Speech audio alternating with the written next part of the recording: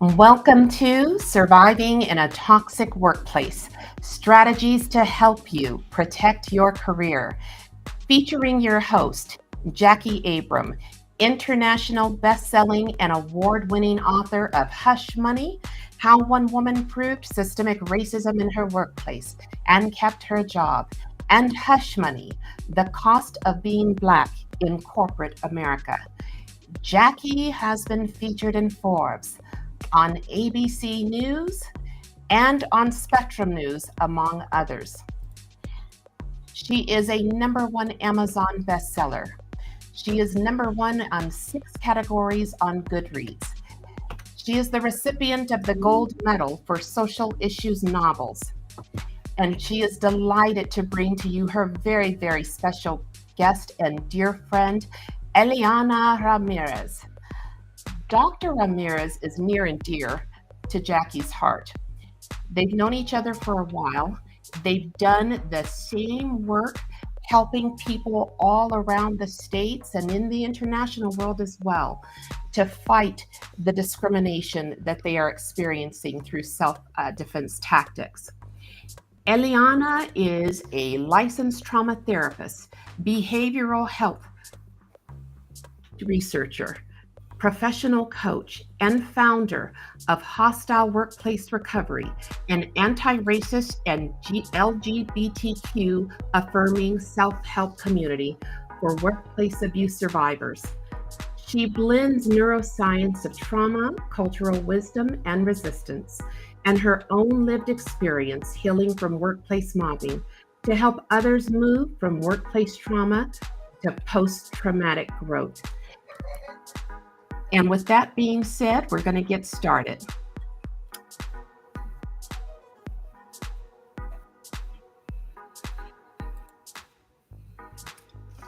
All right, guys, this is the first live that I've done in a while.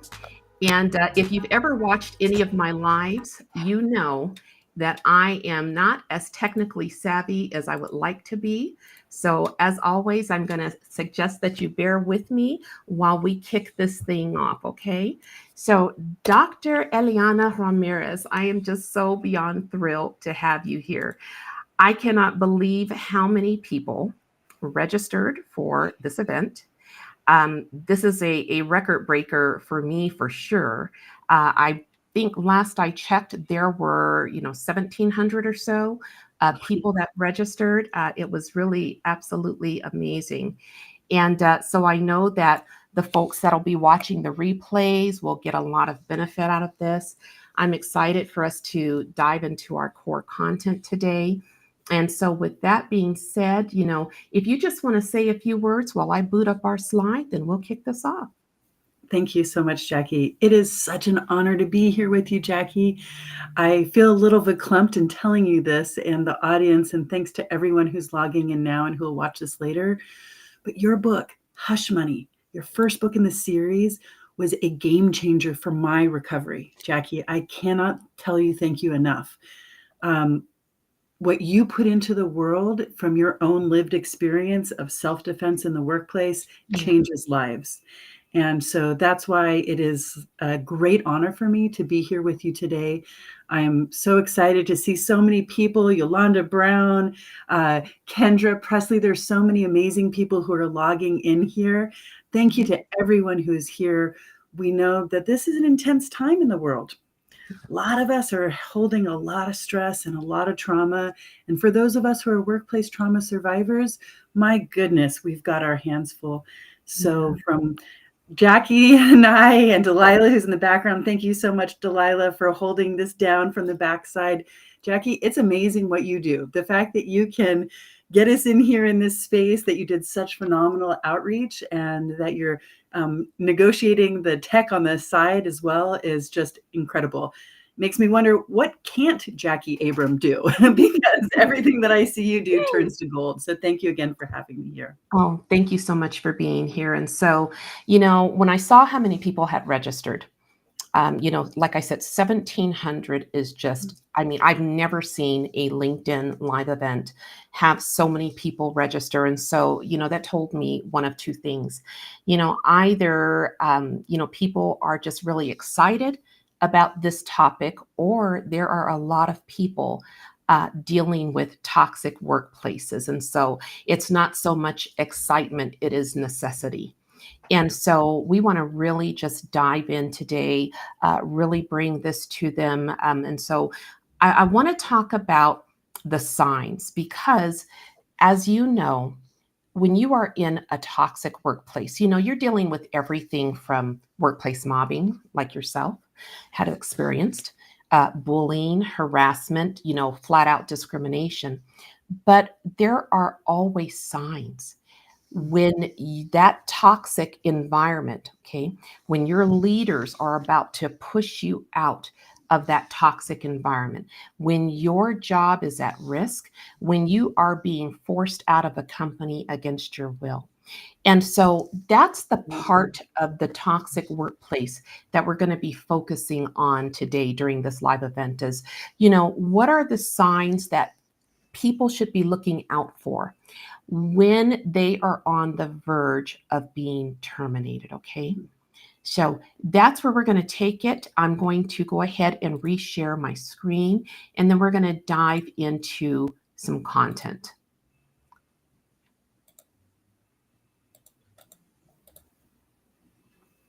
Okay, very good. So there are scenarios that are built into my new book, my daughter Delilah. We put out a new book. It's going to be released on December 1st. I'm very excited about it. And it is called Surviving in a Toxic Workplace, Strategies to Help You Protect Your Career. And so these scenarios come right out of Hush Money. They are based on my lived experience working in higher education. And I've brought Eliana here to speak with me today for two reasons. Number one, when it comes to trauma therapy, I don't know anyone else as talented as Eliana. And when it comes to self-defense strategies, it's interesting because we both do the same work, okay? We're both putting ourselves out there through our lived experiences to help other people avoid some of the mistakes and the pitfalls that we encountered along the way. We're approaching it from two very different experiences, with Eliana being Latina and with me being a Black woman. But what we've noticed is that what's happening to people, no matter what their walk of life is, it's actually the same playbook being used. And so we're going to be bringing that lens to you through my lived experience and then with Dr. Eliana through trauma therapy experience as well as her own lived experience. So, when you are in a toxic workplace, there are signs, like I said, that you need to look out for. This will tell you if your job is at risk, if you are on the verge of being terminated. The very first one we're going to explore is this one. In a toxic workplace, the slow removal of your duties is a big red flag designed to limit your exposure, decrease your value, and make it easier to manage you out. Now, if you have ever worked in a toxic environment where all of the sudden you found your duties being removed, go ahead and react to this. I know we've got folks on YouTube watching. I know we've got about 1,700 that registered on LinkedIn. Give us some reactions and let us know if this is something that you've experienced. And Eliana, I'm going to ask you to go ahead and share a little bit about what you went through. Well, what I can tell you from the psychology of groups is that what you've described here is the mobbing mentality that's being developed. So it's much easier to force a person out of a workplace if their reputation has been slandered. And that can be done directly by saying horrible things about a person, or it can be done by undermining a person's ability to get their job done, withholding resources from them, not inviting them to meetings that are required for them to do their job. And that goes back to managing a person out, because you want to isolate a person and make sure that nobody else will speak up on their behalf. So I really appreciate that you brought this quote up, and it makes me think about laying the groundwork for mobbing mentality, where Yes. nobody will step in and say, actually, he's a really great employee, or she always performed really well in the past. But now, because of the lack of resources or the group mobbing, that person is not able to be successful.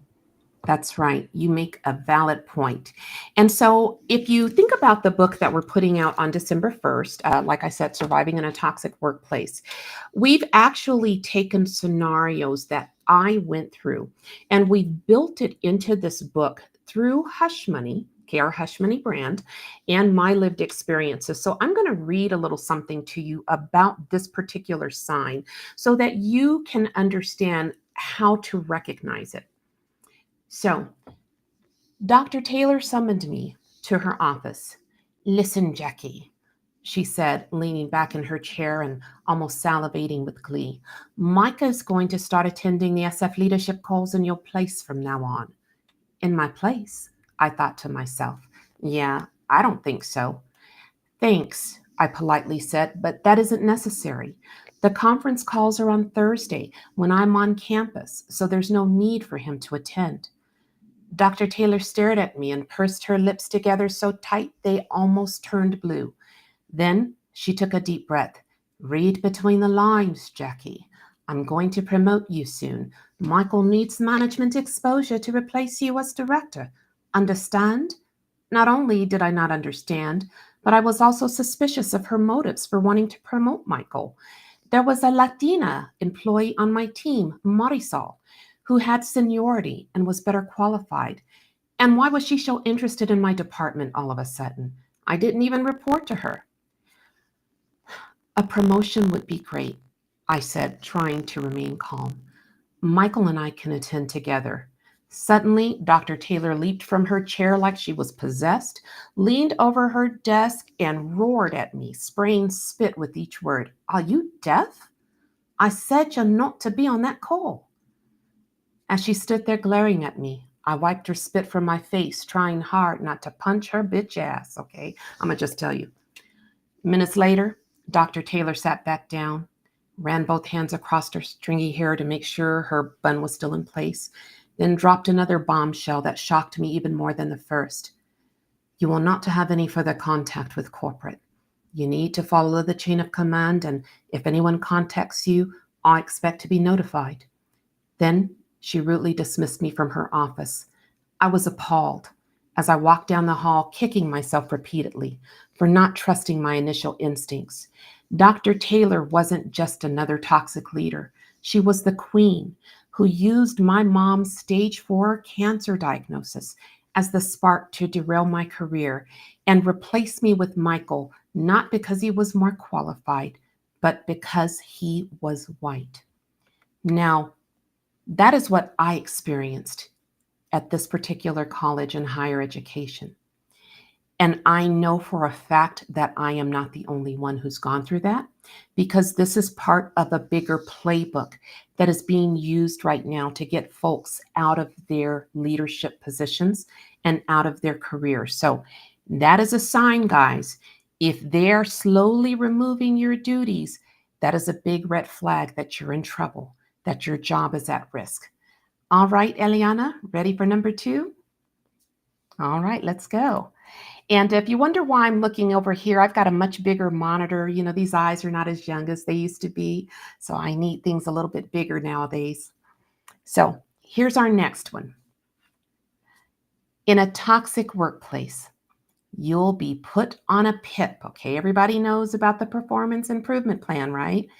Soon after you return from FMLA and terminated 30 days later. Okay, again, this is right out of my book. Dr. Eliana, why do you suppose that a person comes off of FMLA? You know, they were on an approved medical leave to deal with the trauma of what they've been experiencing.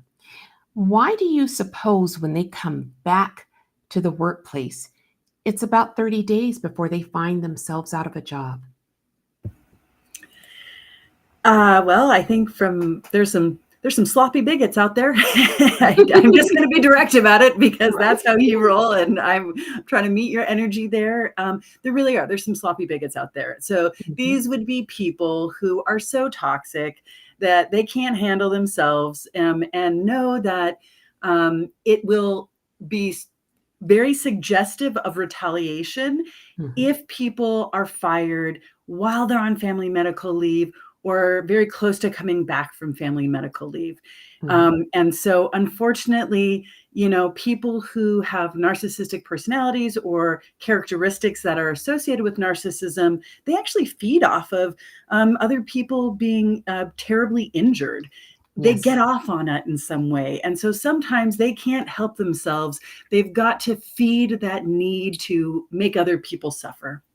absolutely. Absolutely.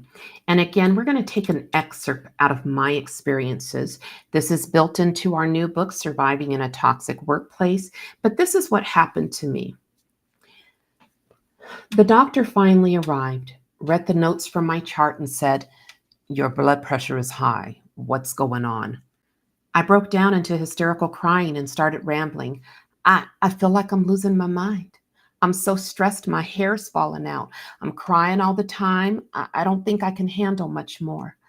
I've been having chest pains. I'm depressed. I'm terrified. I can barely function. I've gained 80 pounds of weight. I'm drowning. What's causing this enormous amount of stress? The doctor asked calmly, interrupting me. Are you listening to me? I screamed, interrupting the doctor as I cried hysterically. I have shortness of breath. I can hardly move around because I've gained all this weight. I can barely sleep, but when I do, I have nightmares. I'm scared all the time. I'm worried all the time. I'm exhausted. I think about suicide. My hair's falling out.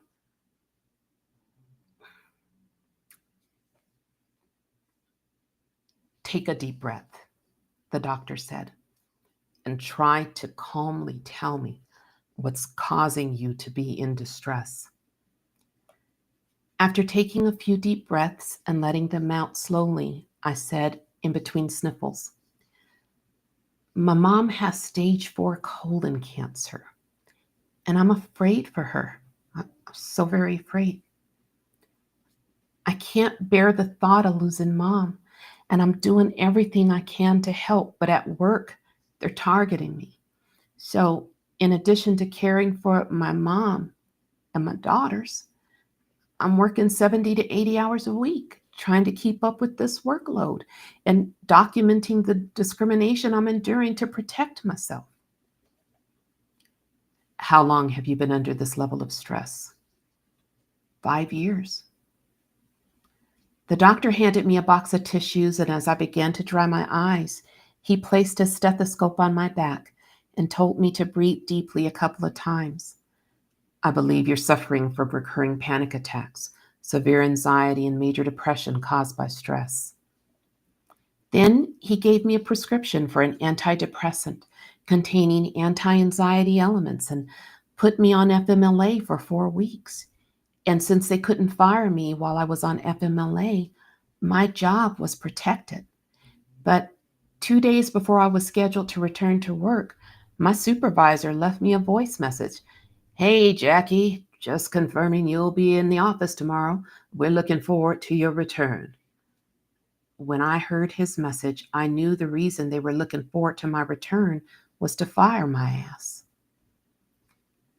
All right, Dr. Eliana. So, your company knows that they're impacting your health, right? Not just your mental health, but your emotional and your physical health too. But they can't wait for you to return from FMLA because while you were gone, you gave them the alone time to finish setting you up. Okay. And so they're ready for you to return so they can finish what they started before you left, which was derailing your career and terminating your employment.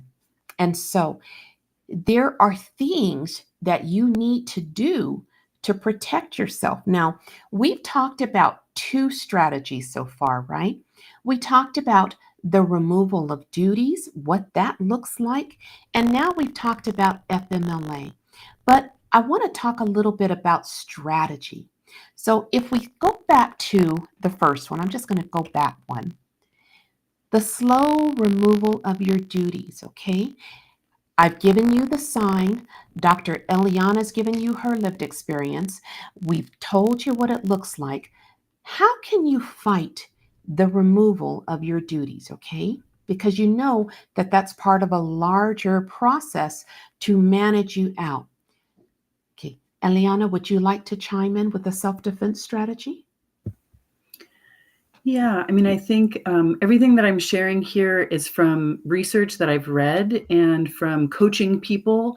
Um, and what I've seen has been especially important and helpful is to think about self defense in terms of our physical health, our mental health, and our career, and how those three things are connected. So, the first thing that I encourage for people to do, what you have just shared with us, is go to a doctor. If Mhm. you have been under chronic stress, it's especially important to go in and check to see if you're already developing stress related illnesses, because we know that these happen very quickly.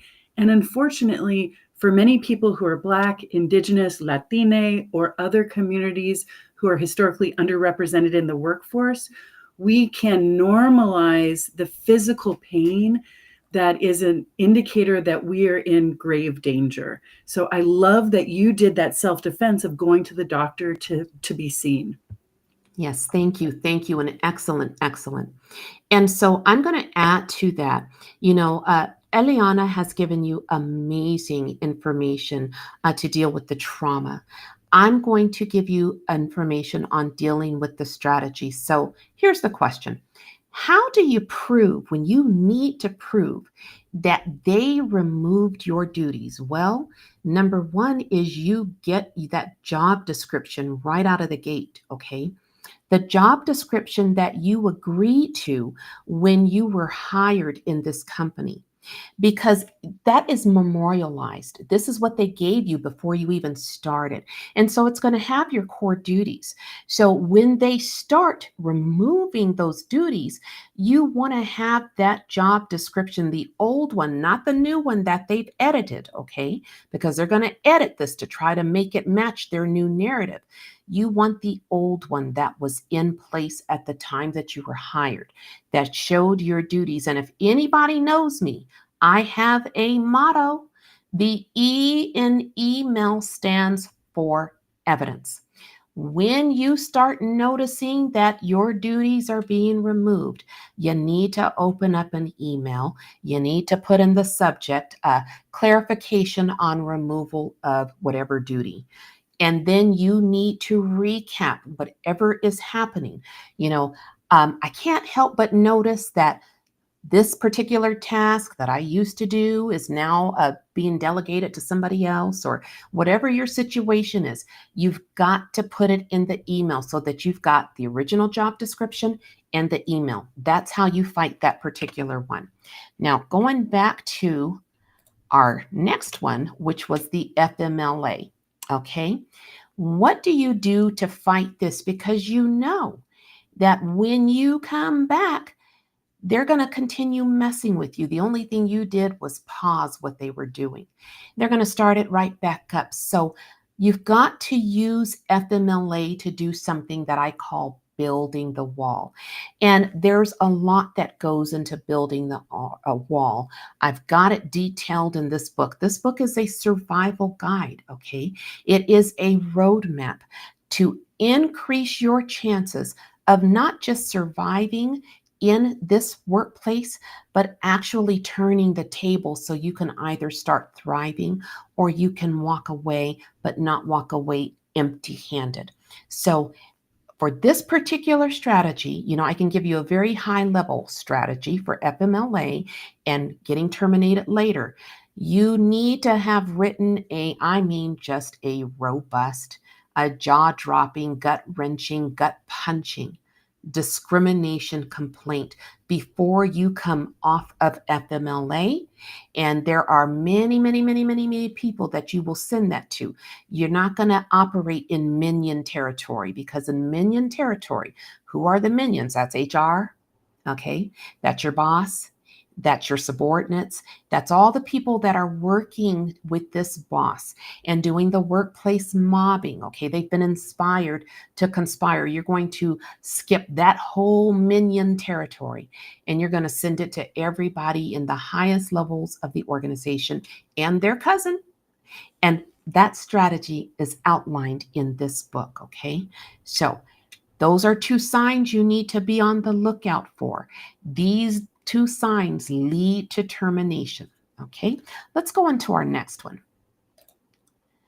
All right, Dr. Eliana, here's our next scenario. In a toxic workplace, when your supervisor asks for your process flow charts, SOPs, or documentation on how you do your job all of a sudden, that's a big red flag. You're about to be terminated, okay?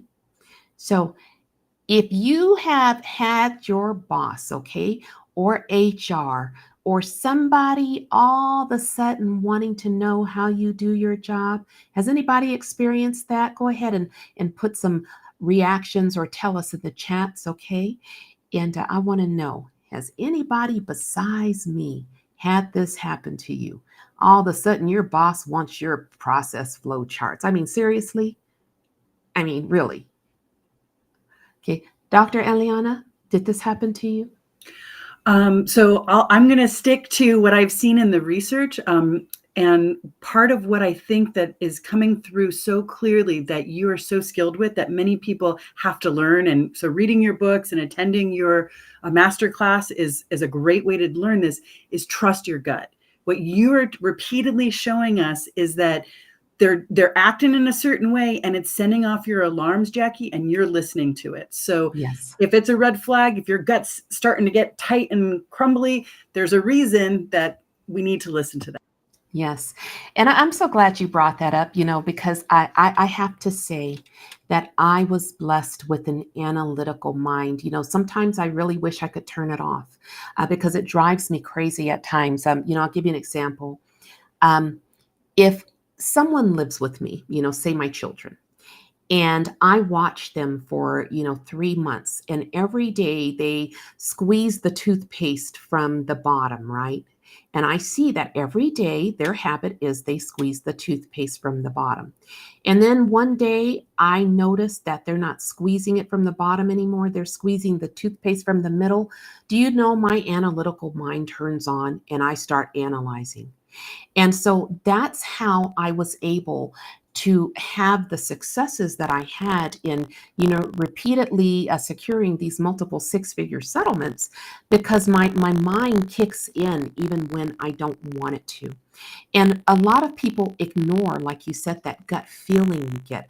I could never ignore it, because if someone does something that's out of the norm, and I know what their normal pattern is, and then all of a sudden they deviate from that, I'm questioning it, and then I start analyzing it. And so I really strongly encourage you to take Eliana's advice and trust your gut, because there are things that your subconscious is realizing that your waking state has not caught up with. Okay. So let's talk a little bit about this. Going back to the scenarios out of my lived experience that are embedded in this book, let's talk about what happened to me. Suddenly, the light bulb turned on, and I now understood why Logan was my boss, by the way, was so eager to obtain my process documentation back in April. He had no intention of using it as a guide to train other department heads on how to document and flowchart their processes. He wanted to give my documentation to Michael so he could attempt to dissect it, try moving a few things around, add a few things here, remove a few things there, and then take credit for my hard work. Ignoring Michael, I continued looking at Logan. If you have concerns with my performance, I'd appreciate meeting with you in private, not in the presence of my subordinate. You're right, Logan said, displaying no sign of regret. I'll send you a meeting invite. As I walked out of his office, I knew I was still in danger of being fired, but I also knew I was being retaliated against for complaining to corporate, and now firing me wasn't good enough anymore. Now they were on a mission to assassinate my character, make me appear incompetent, ruin my reputation to such a degree that I would be labeled as incompetent and unable to seek gainful employment at any of the other 69 colleges owned by corporate. So, when your boss starts painting this picture that you're incompetent, okay? Coupled with the fact that they know you're not incompetent and they want to know how you do your job so that they can pick up the pieces after they get rid of you, that is a big red flag, guys, okay? So, how do you fight? What can you do to protect yourself in this scenario, okay? Um, Dr. Eliana, by this point in a person's journey, you know, they're experiencing trauma.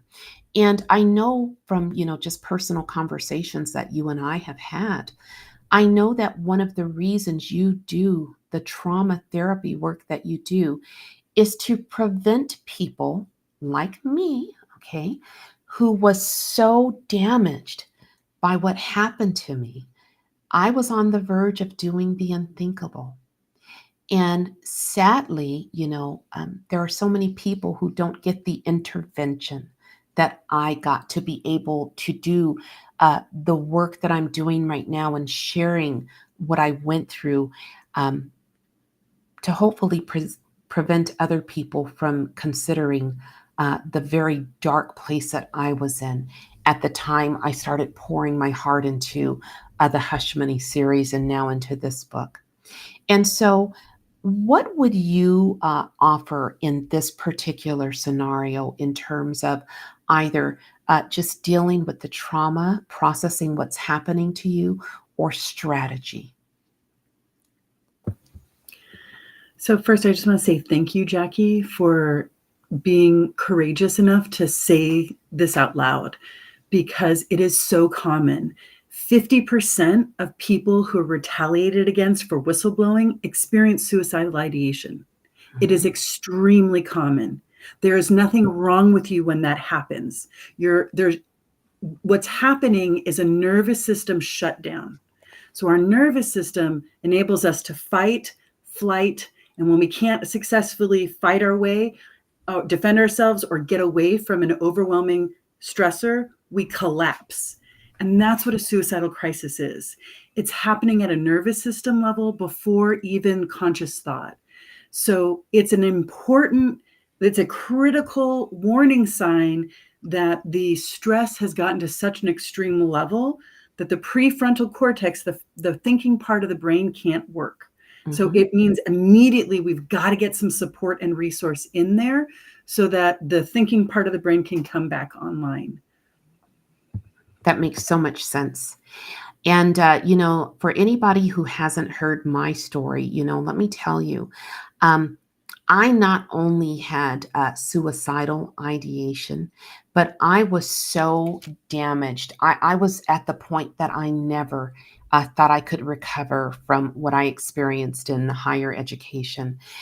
And I was not only having suicidal ideation, I was having homicidal ideation as well. I wanted to hurt some people. I wanted to take some people with me. And it takes a very traumatic event to take, someone like me, okay, as someone who, I am sane, okay? I am intelligent. I am great at my job. I mean, you have to wonder, how could I turn into that person and be in such a dark place, okay? And it's because of what happens to you. And really the best way for me to explain it to you is that when your toxic leaders inspire others to conspire against you, And you're not dealing with one person targeting you, you're dealing with a lot of people that are all implementing many different strategies that I break down in this book. Okay. Um, they're all implementing it so that you never get a break from the attacks. You never get a break from the trauma. It is designed to break the strongest person, like a wild horse that they want to train and tame. Okay. Um, in black circles, it would be considered something that I liken to buck breaking, from back during slavery. It is sinister, it is nefarious, it is deeply disturbing, and it is designed to break you, and it is effective. Okay, it is effective because I found myself in that very space. Okay, so you need to know what you're up against if you want a detailed breakdown of all of the strategies that you don't know are being used against you, that you think is normal, but it's not. It's actually part of a plot. They're in my book, okay? This book comes out on December 1st, and it is powerful, okay? There's not another set of books like Hush Money in the world. There's not another book like this in the world. And it is the reason we went from selling this book for Hush Money from the trunk of my car to 7 months later being read all over the world and changing lives, saving lives, and helping people to get those big settlements. Okay. So powerful. If I might, Jackie, Mhm. I just put into the chat several crisis line numbers. So if people right now, because I'm seeing people in the chat who are experiencing and expressing deep pain, if Yes. people need someone to speak to, I just dropped a number of crisis line numbers, importantly, that do not call police. Yes. Because the 988 crisis line number has a fourfold increase in calling police, even if you don't want police there. And we know that police can be extremely dangerous, especially for Black people who are experiencing mental health distress. So if you are in that space, please do reach out and connect with someone to get some help. Absolutely. Absolutely. And, I'm about to say something that is not along the veins of what we were just talking about, but I just have to tell you, there was a saying back in the day, you can't chew bubble gum and pat your head or pat your head and rub your stomach. And I honestly can't do that. So I can't read the chats while I'm doing the live, but I promise you, everyone who is commenting, I will go back and I will read the chats and I will respond to you. And Dr. Eliana, I know you will as well. And again, if you value me, then value what I'm telling you about Eliana. There are not a lot of people that I respect to the degree and the level that I respect her. She is somebody that I would highly recommend for any person dealing with trauma to reach out to. She's got a book coming out in the near future as well. And so we will be doing another event like this to not only celebrate her book, but to dive deep into it the way that we're doing with mine. Okay. So if you're not connected with Dr. Eliana on LinkedIn, I would strongly encourage you to do so because the work she does, not just for the Black community, but for every community, this is one of the reasons we came together. We're not focused on just our own unique communities, okay? We have very different backgrounds, but we both have clients across the spectrum. I have clients that I help who are dealing with racism in the workplace. I have people, I've seen an increase, a very disturbing increase in the number of clients who are seeking out my help to deal with ageism. I have transgender clients. I have Black males. The majority of my client base right now is Black women, but I have white women from other countries, and I have people in the highest levels, all the way down to the lowest levels. My clients at the high end, earn anywhere between low six figures to 350,000 a year. I have district attorneys that I provide help to, doctors, chief science officers, chief DEI folks, directors of HR. But then on the lower end, I've got folks earning $16 an hour. I've got folks earning $30,000 a year. And in fact, my proudest moment since opening my consultancy in May, right now I've helped over 70 people deal with, and I'm very good at what I do, deal with the toxic workplace discrimination that they're experiencing. But one of my proudest moments was a man who was only earning $16 an hour as a groundskeeper. He was wrongly terminated. And when he found me, he had lost the apartment that came with his job because they fired him and then kicked him out of the apartment. And when he found me, he was living in his storage unit. And so I was able to get his job back for him, get him a $3 raise, get him $8,000 to replace the furniture he lost when they evicted him, and get him a nice six-figure settlement. And so that is probably my proudest moment because I've never met anybody who was actually living in their storage unit. And by the grace of God, he found me. And so we help everyone. Can you tell us a little bit about your client base, Eliana? Thank you, Jackie. So I facilitate a group coaching practice that is about workplace trauma recovery. And I have clients who are from all walks of life, from all racial, ethnic backgrounds, sexual orientation, gender identity, and types of jobs like you were just mentioning, and even location. So I have clients who log in from Canada and from the US. The focus is really on the impact of workplace trauma on our bodies and our minds, and how we can heal that trauma so that it doesn't follow us into our future jobs, so it doesn't destroy our relationships in our personal lives, so that we can reclaim a sense of confidence in ourselves, because so many of us will experience extreme shame. And as you were describing, suicidal ideation, anxiety, depression, post-traumatic stress disorder. Mhm. So it is, this is a group coaching practice. It's not therapy, it's coaching. It's helping people to identify their own goals and work toward those goals. Very good. And thank you so much for clarifying. And let me also just clarify something. We are not attorneys. Okay. We cannot give you legal advice.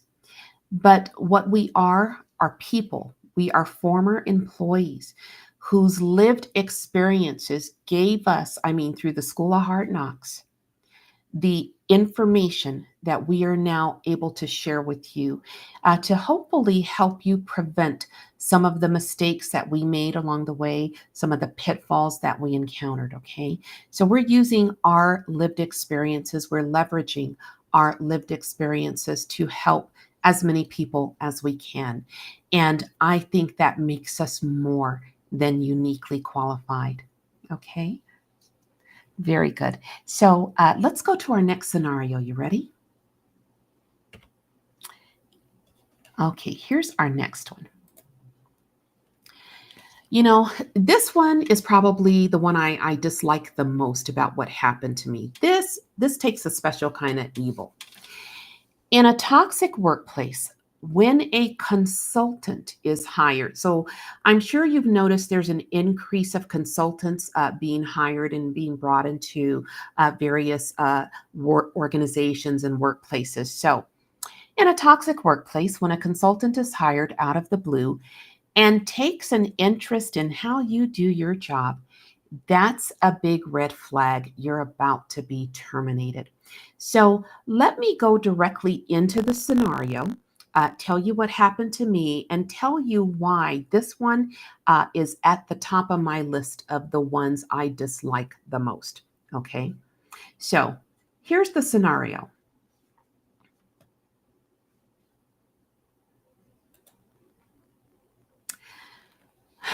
I was working at another college. So this was after I was wrongfully terminated from one of the colleges that I worked at.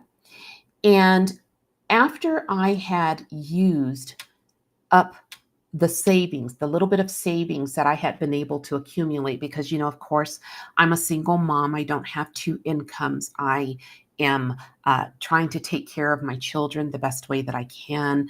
I am also trying to help my mother who's gravely ill.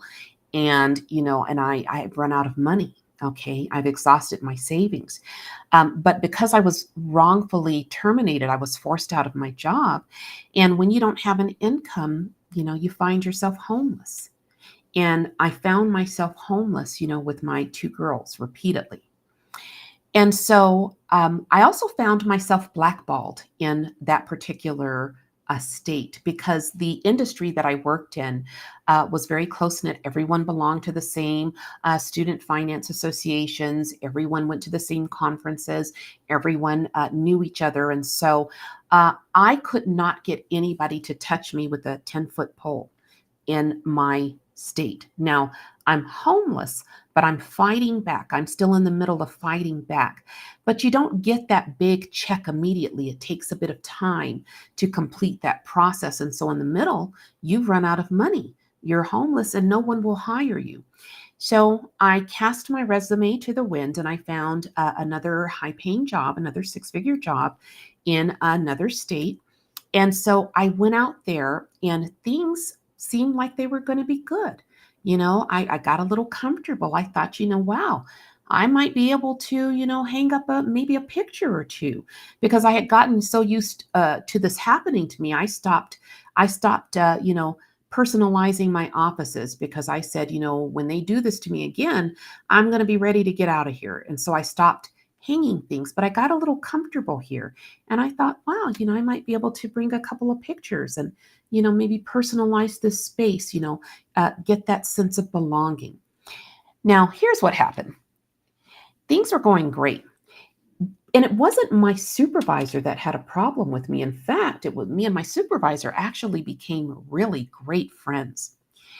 However, there was a change in leadership. Okay. There was a change in leadership at the highest level. The board of directors forced out the CEO and brought in a new CEO. And this CEO decided that I didn't deserve the 6-figure position that I held. Okay. And so I didn't know this at the time, what was going on. I'm still thinking everything is roses, right? Now, all of a sudden, this new CEO, about 6 months later, brought in a consultant, okay? A consultant who was supposed to do data research, okay? This consultant spent an enormous amount of time with the CEO. And, I thought, no problems. It doesn't have anything to do with me. But then all of a sudden, okay, all of a sudden, this consultant that was hired, instead of being in the CEO's office, doing data research or whatever they were doing, this consultant starts lurking around me in my office like some kind of doggone looky-loo, okay? Starts lurking around me and asking me questions about, my job. And I said, I'm happy to answer your questions, but I thought you were here to do, data research, okay? And she says, "Oh yeah, that's what I'm here for. But in order for me to really get the full effect, I need to, sit with everybody and just kind of shadow them. And the CEO and your boss said you're such a rock star that I should shadow you first." Okay, so instantly my radar goes up. Okay, so I'm having to spend time with this consultant, but my radar is up. And so as she's asking me questions, I'm asking her questions, okay? And I get her full name, and guess where I go? I go to LinkedIn, okay? I go to LinkedIn and I start hunting for this woman. When I found her profile on LinkedIn, her expertise was not in data research. Her expertise was in student finance, okay? My field. Okay, my field. And so it wasn't, 60 days later before my position was eliminated, okay, eliminated because of a restructure. And then all of a sudden, a month or two later, this consultant has been hired full time now. And she is now enjoying my six-figure salary and all my hard work that cleaned up my department, and the results of my blood, sweat, and tears has now been given to this consultant, okay? And so, if you've got a consultant lurking around you like some kind of looky-loo, that is a big red flag. I mean, huge, humongous. So, how can you fight that scenario? Well, first of all, do your homework, okay? Look that person up on LinkedIn. See what you can find out about that person's background. Yes, reconstruction, restructure, your position's been eliminated. All of those things, they go under the wrongful termination bucket when you're in a toxic workplace. And yeah, if you've got a consultant in your company right now and you know your environment is toxic, do your homework, okay? Find out what their real background is. All right. And Eliana, do you have something that you would like to say on this vein? Yeah, I think that part of what can happen for many of us when our alarm system is going off, like something doesn't feel right here, but we override that initial thought and we might make excuses for the person. Oh, they're just having a bad day, or oh, they're just really crabby, or, you know, and I think that the biggest lesson that we need to do is take it seriously. When someone tells us who they are, believe them. And so if we have that sense that something's off, we should immediately be going into, and frankly, you taught me this in your class, that from the very beginning, and I think you wrote about this in the first Hush Money book too, from the very beginning, you want to be documenting all of the good things that happen that people say Yes. nicely about you, and all of the things that are problematic, because when you see that, it is later on so important when they try to undermine your credibility. Mm-hmm. But the big thing is that always be on the defense. Don't take your defenses down, because it's work. As much as people will use language like, oh, we're a family here or whatever, it's work, and people will sell you out. Even the person who sits next to you, who you think you get along with well, they'll sell you out too. There's Oh, yeah. no one can be trusted in a workplace, frankly. So if you've got those alarm systems that are going off, find somebody like Jackie to speak to who's outside of the workplace, and start to strategize your defense and how you're going to protect yourself and how you're going to get out in a Mhm. way that does not destroy your career. Absolutely, absolutely. And I was able to glance at the chats as you were talking, and someone said, so we've talked about strategy for all the other scenarios. And so they said, how can you stop this moving train? So there's a consultant in my workplace. I believe they're after my job. How can I stop that moving train? Well, for starters, remember my motto. The E in email stands for evidence. That's when you get an email going to your supervisor or the CEO, and you say, when the consultant was brought on, it was my understanding that they were brought on for data research. But lately, they've been spending a lot of time with me, asking me a lot of questions about my job. And, I looked them up and I saw that they have a strong background in, my area of expertise. So I just want to make sure that they're not here to have anything to do with student finance. Can you confirm that their role here is for data research? Now, you get that in place before they fire you. If they proceed with firing you anyway, you've got a strong piece of evidence, okay, that shows what happened and what you questioned, and that will help you later when it's time for those settlement talks and those severance talks, okay? Very good. So these are excellent. Now, I know we're approaching the end of our live, so I want to leave you with a few parting words, and then we'll see if we've got some time to take a few questions, okay? So, few parting words. In a toxic workplace, okay, unconscious bias is unconscious BS. doesn't exist in a toxic workplace, especially when we're talking about you being set up to be terminated. There is no such thing as unconscious bias because the people that are working together and are targeting you, they know exactly what they're doing. They're fully aware of what they're doing. Okay, so no unconscious bias in a toxic workplace, it's unconscious BS. And my favorite, no one wants to stay in a toxic job, but no one wants to be forced to leave a toxic job empty handed either. So, if you want to increase your chances of either improving your toxic environment or walking away, but not walking away empty handed, there are so many more things that you need to know that we could not cover in 1 hour. There are many, many, many other signs that you need to be aware of. And you will find them in my book, written by me and my daughter, Delilah Harris, called Surviving in a Toxic Workplace Strategies to Help You Protect Your Career. This book is being released on December 1st, and I'm going to tell you a little bit more about that. But I also wanted to focus on Eliana because so much love for her. And I wanted, Eliana, if you could just talk a little bit about this for us and tell us what folks can get here. Sure, thank you. So it is a group coaching cohort.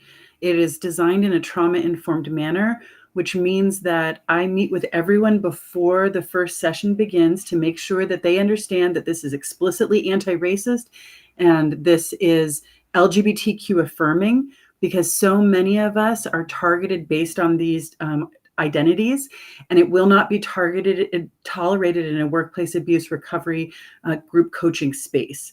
The second thing is I do this because many of us are stalked after we end up being forced out of a workplace abuse situation by former colleagues who just can't let us go.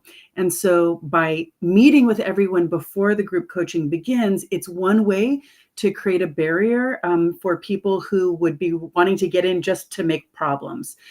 The other piece that's trauma informed about this is that it is everyone who is screened to be in the group coaching cohort are the same people over the 4 weeks that we do this meeting. So we're not bringing in new people along the way. And the final thing that I'll just share about this is that I'm bringing in the neuroscience of trauma to help us learn how to heal literally our brains, the brain structure changes from chronic stress hormone flooding, as well as using our hormone system to hack our happy hormones to help us move through the emotional challenges that are involved. And then finally, helping us to deal with the thought processes that become warped by having been in an abusive workplace. So that way we can move into future jobs and not be saddled by that trauma.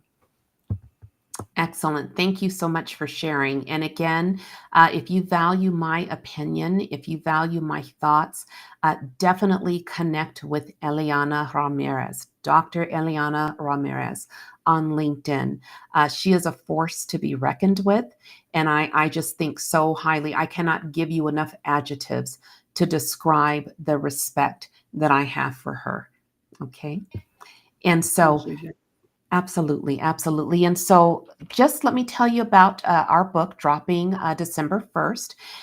If you pre-order it, I would say over the next 48 hours, you're going to get 25% off. So right now it's $14.99 USD. That's 25% off the retail price plus shipping. So you will have to pay shipping costs, but you'll be able to be one of the first to get our book, as soon as it's released on December 1st.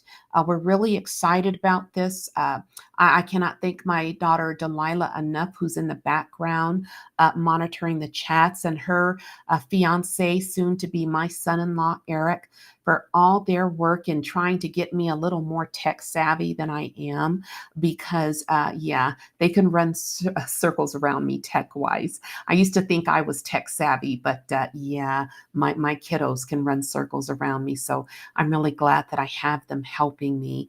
And I really hope that you will invest in me and in my daughter and order our book, because There's much that you need to learn, and there's much that we're excited to teach you.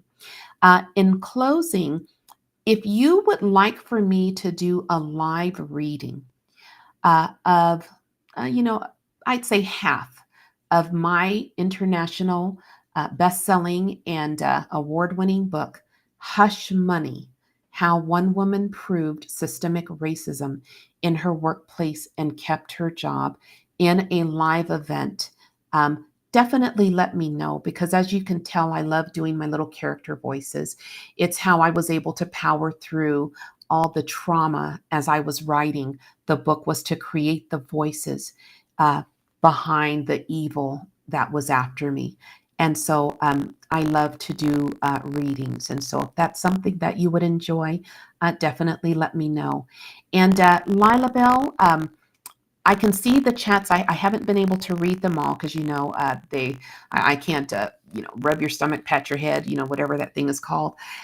But if we want to go ahead and take a few questions right now, we're a little past where we want to end, but we'll take a few questions.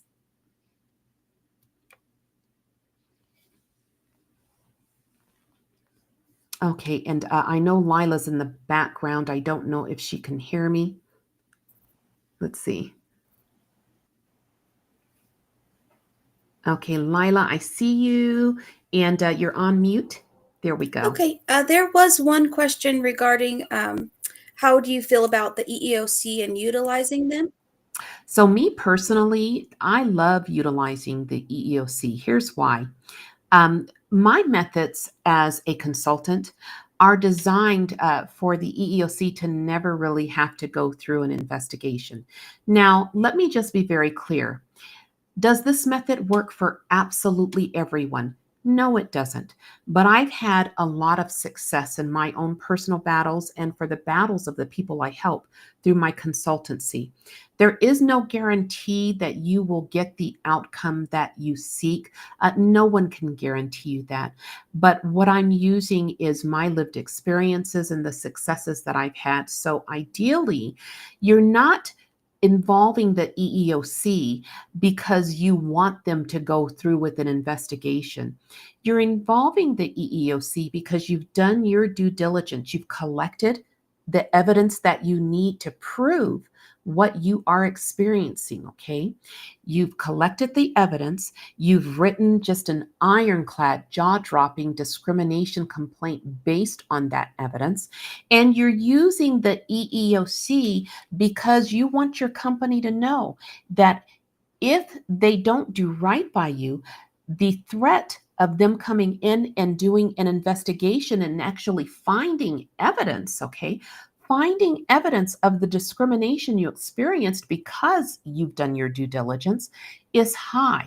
So I always bring the EEOC into the loop because it's the one thing that I have found motivates a company to go deep in their pocket. If they know they have something to hide, and more importantly, that you can prove what they want to hide, they will not allow the EEOC to even get close to doing an investigation.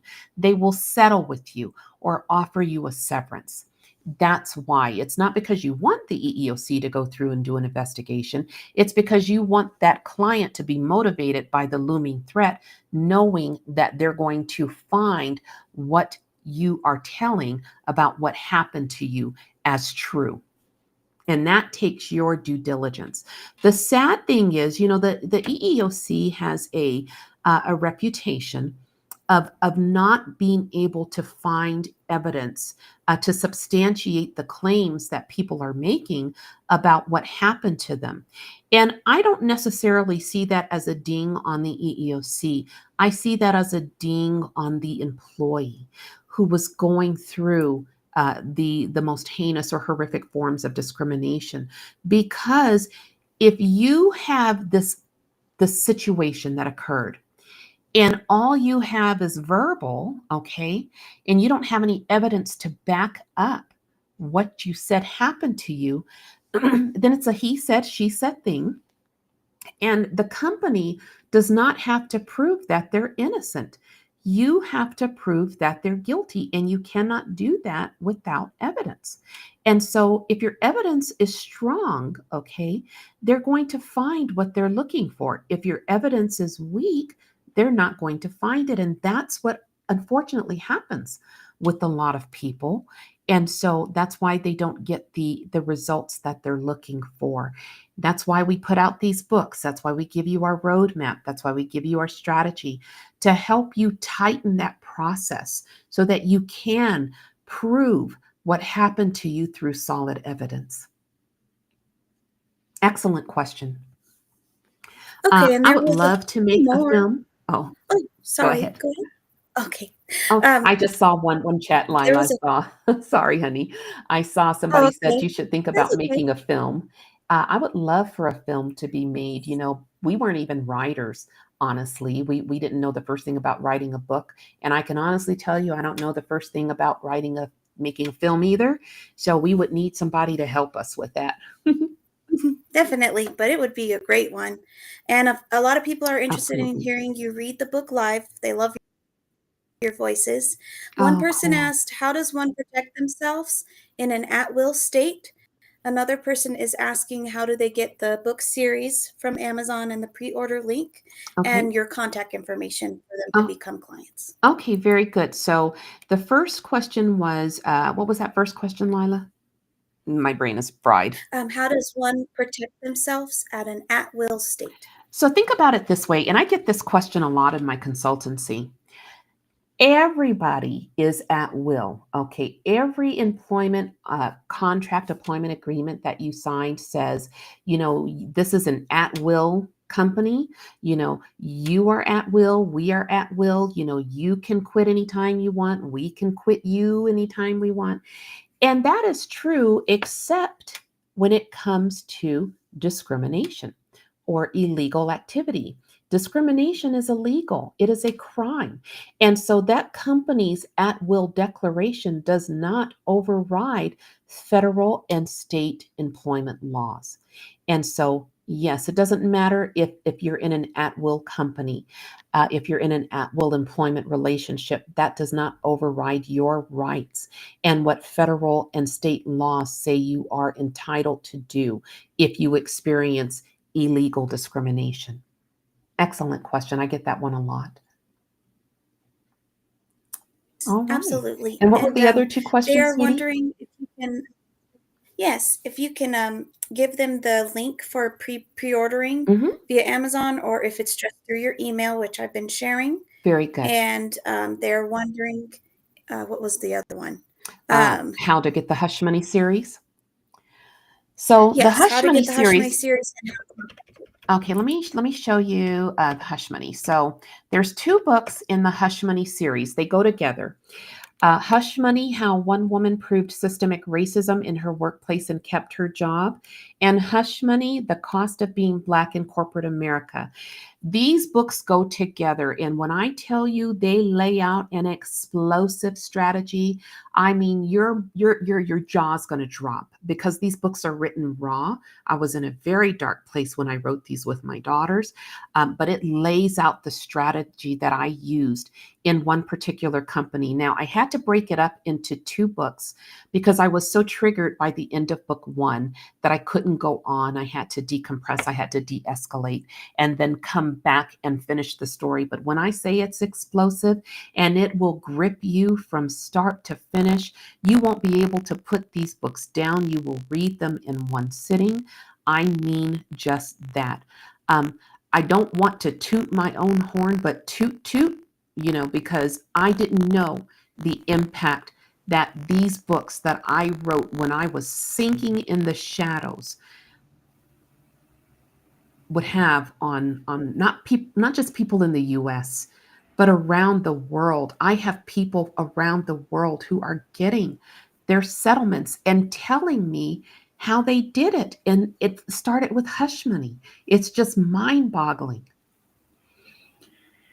If I can add to that, as somebody who read your book later than my own experience. I wish I had read it earlier, but I found it to be extremely helpful. So for folks who are already out of the abusive workplace, I would also really encourage you to read these books anyway, because what I found was that while they were extremely distressing, they were also normalizing of what happened to me.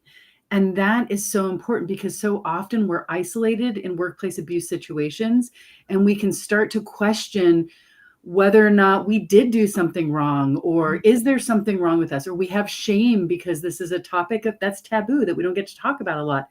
So it can be really helpful to read these books, even if you're not currently in a workplace abuse situation. What I found was that I would listen to your audio version of the books while walking. It helped me so that I wouldn't become so overwhelmed by my own traumatic memories. Yes. So that was really useful. And I cannot say enough how brilliant these books are. They are raw. They are packed full of incredibly useful, immediately applicable suggestions. Thank you so much. Thank you so much. And I honestly, like I said, we weren't writers. We didn't know how to write a book. My background, I'm a number cruncher. I'm on the finance side, so I knew nothing. These books are raw. They were not edited. They've got all kinds of flaws. I mean, I didn't know where to put commas. I didn't know where to put, this and that and the other. But I wouldn't let an editor touch it because I didn't want it. I did not want these books to be downplayed. I did not want somebody to try to sugarcoat what I wanted the reader to feel about what I experienced. And so these books will hit you hard. They will hit you hard. But if you allow yourself to go from trauma, okay, in the end, you will see that you're going to come out of it triumphant and empowered, okay? But like I said, these books are written very raw. The person at Reader's Favorite, they go around reading thousands and thousands and thousands of books from dozens of countries all around the world. And the person who read Hush Money, she gave Hush Money the highest honor for the social issues genre. We got the gold. And she said that it literally made her sick to her stomach to read it. And so she was a white woman who said she'd never experienced anything like what she experienced in reading these books. And so I like to think that the flaws that I know are in Hush Money, because I'm not a writer and neither are my daughters. I think the flaws actually are part of its art. The flaws show you that there's not a writer behind these books. There is a real person, a very real person who went through things that no one should have to go through. Absolutely. And Mhm. it's a beautiful, beautiful series. One last question I saw that I think is a good one to kind of end off is how do you keep going when you feel so defeated? Fight when you feel like you have no strength to keep going? That's when you actually reach out to other folks who have gone through what you're dealing with and can help you um, not only validate what you're going through, but can actually maybe give you a pathway forward. That was the whole reason we decided to write these books. It's because a lot of folks, I mean, I can't tell you. I'll give you an example. There was one woman who reached out to me on LinkedIn, and I could tell that she was really struggling with writing me a message, not because she didn't want to, but because she really didn't know how to um, articulate in writing what she wanted to say to me. I could tell she struggled with that. And she admitted it. She said, I don't know how to write eloquently. I just know I need your help. I need to fight this company, but I don't know how to write in the way that I need to have an impact on them. And I cannot tell you how that just hit me so hard, because I know a lot of people like that who, I was raised in poverty. Just anybody who doesn't know, I was raised in extreme poverty. So if you think about what that looks like, when I wanted to get my ears pierced, we couldn't afford earrings. And so mom got our ears pierced with a needle that she burned on the end, ice to numb the ear, a clothespin to numb it further, and then she used that needle, poked a hole through our ear, and then took straw from the broom and burned it on both ends and put that little piece of straw from the broom in our ear as earrings. Now, if you saw somebody walking around with straw in their ear as earrings, that would probably look kind of strange. But in our environment, in our community, everyone had straw in their ears. And so it was very normal for us. But that's what poverty looked like. We couldn't afford toilet tissue half the time. And so what we would do is every year, back in the day, they would throw the yellow pages. This is when yellow pages were in hard book form. And every time a new yellow page, these thick books would come out with addresses and phone numbers of everyone in the community. They would throw these big books on everyone's porches. And so mom would send us around to ask our neighbors if we could have their books because they were free. And we would collect those books and we would bring them home. And then we would tear the pages out of the phone book and rip them into smaller pieces that we could put in the bathroom as toilet tissue. We would do the same thing with newspapers. So yellow books, yellow phone books, and a newspaper, that was our toilet tissue. Um, we ate dog biscuits. The neighbor was just as poor as we were. And the neighbor knew me specifically. I was always hungry. And so she would let me have the dog biscuits that she kept in the milk box on her front porch. And I would just snack on those dog biscuits like they were cookies. We sewed our own carpet together to cover our cement floor. We went. My mom called it trash surfing, where we would go to the carpet stores in the trash bins behind these buildings, and we would collect. Mom was big enough to put me in there, and we would get all the little scraps of carpet that I could find. And then I would pass them to mom, who was standing outside of the trash bin. We would take all those scraps home and we would sew each of those scraps together. So, in the Bible, Joseph said he had a coat of many colors. Dolly Parton said she had a coat of many colors. In our house, we had a carpet of many colors that we sewed from all of the scraps that we found in the trash cans behind these carpet stores. And so, coming from poverty and then rising up to the point that I got a degree and I also started earning a 6-figure job, and then having somebody forcibly take that from me, that's what gave me the strength to go on when I didn't think I could. Because I knew what poverty looked like. I was terrified of going back. And I was angered that somebody would take that away from me. And so I was determined to expose those people. That's what gave me the strength to go on. I was like, even if I don't win, I'm going to expose these people. They got me out of my job. By the time I'm done, they're going to lose their job too. And that gave me satisfaction. That's how I got the strength to keep going. When I hear you talk, Jackie, it reminds me of the research that has found that there are some common characteristics of people who are targeted by workplace abuse. Mm-hmm. Just like you, Jackie, people who are targeted by workplace abuse tend to be extremely bright, extremely resourceful, to have deep subject matter expertise, to refuse to engage in nasty office politics, who are ethical, tend to follow the rules, and expect that everyone around them is going to do the same. Don't need to put other people down to get ahead.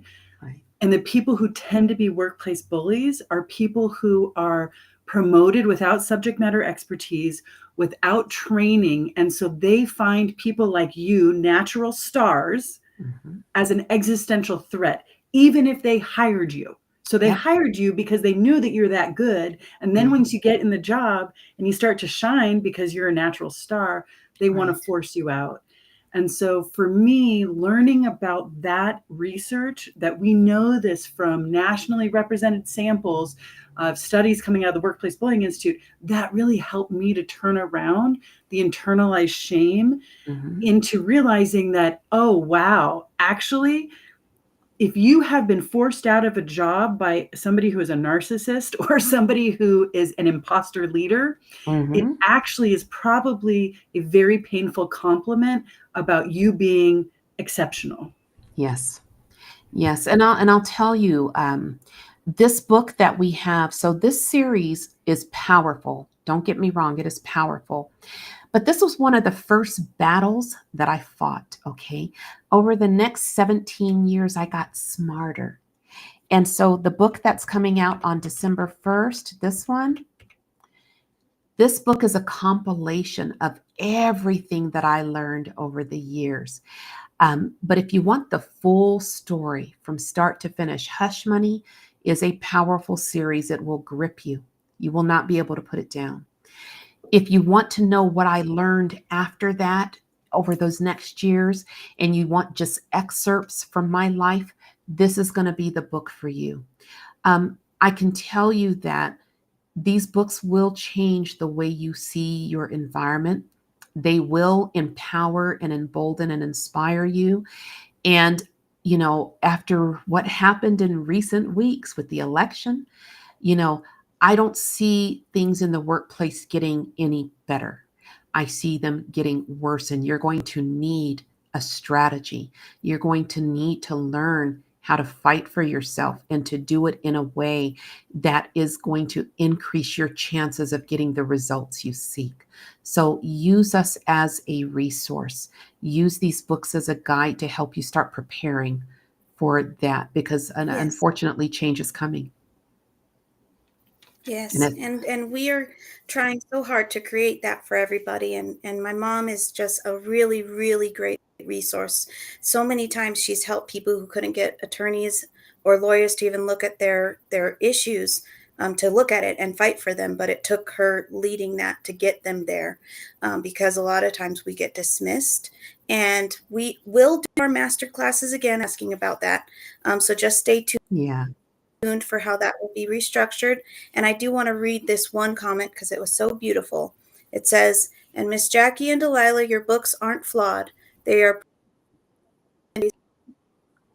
I couldn't stop listening to your audiobook. Vince, about this series and struggling in a toxic workplace, these books are for you. Or if you are a leader, hire Miss Jackie. All workplaces need this mother-daughter team. There is no other masterclass like it, I promise. Life-changing and also validating." Oh, that is so beautiful. Thank you so much for finding value in me and in my Lila Bell. Eliana, so much love for you. And I did see a chat from somebody who said, HR can be an ally. And I want to acknowledge that. In good, healthy companies, HR can be a strong resource.